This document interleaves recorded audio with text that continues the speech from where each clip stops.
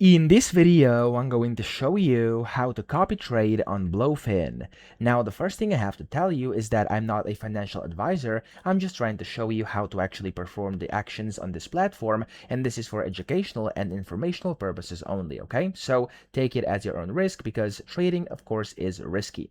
So go over here on your platform dashboard. You want to sign into your account, and then you can see up top you have copy trading. When you go to copy trading, you can just, of course, select either futures or spot. I'm going to go to spot right now, and it's going to take me inside the spot copy trading section. Here you can of course see like all traders and stuff like that, and then you want to find something or someone you want to copy. So in my case, I'm just going to click on a random one over here. Again, make sure you do your own research. I'm not an advisor. I'm just trying to show you how to find this section and perform this.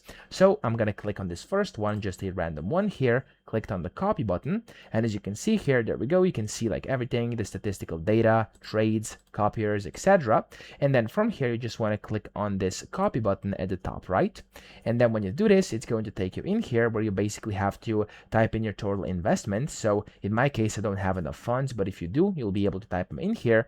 Then of course here you have the order type. You can select which of these you want, and then you have to agree. Of course, make sure you do read this agreement, and if you agree with it, then accept it. If you don't, of course, you can't proceed. And then of course you can click on the submit button over here whenever you've read it and agree with it. This is very important. And when you click on the submit button, you will submit this and you'll begin copy trading. Okay, so that's essentially all you have to do. Again, this is just for informational purposes. I'm no financial advisor. Make sure you know that there's risk in doing this. So I hope this video helped you out. If it did, please subscribe to the channel and help me out as well.